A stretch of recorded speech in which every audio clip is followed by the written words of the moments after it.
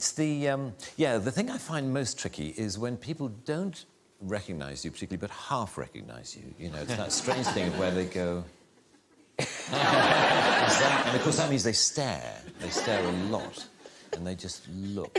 You're sort of feeling, I wish that person wouldn't stare at me, so, I'd rather just, hold up a flag saying, yes. Yes, it's me. A few years ago, there was... I was in a Land Rover parts department near Peterborough, the kind of place you find me on most Saturdays. And we're waiting for car parts. And car parts, guys hang around a lot because, to get a part, the guy has to go half a mile to the back of the warehouse and then come back again, and he brings it back. And he says, this is a left-hand one. Oh, you wanted a right-hand one? Sorry, I'll go. And back he goes, and it takes forever. Anyway, I was standing around with a group of guys, and I could see this guy doing that. And he came up to me after a while, and he said, excuse me, has anyone ever told you that you're the absolute spitting image of that Mr. Bean?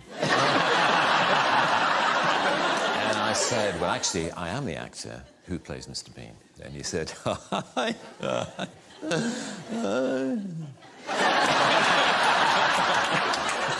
I bet you wish you were. And there followed this bizarre conversation in which the more I tried to claim that I was the person whom he thought I merely resembled, the less he believed me. But what was funny was how close he thought I was to he said the resemblance is uncanny. Have you ever thought of doing any, look-alike work, like, stag nights and hen nights? You can go along as Mr. Bean. And I said, no, I haven't. He said, because you can make an absolute fortune. And I could tell after a while I had to bring the conversation to a close because clearly not only was he not believing me, but he was getting quite annoyed, that I was pursuing this line of, I am Rowan Atkinson, and clearly he thought I was this total arse. Just because I happened to look a bit like Mr. Bean, goes around the country actually claiming to be Mr. Bean.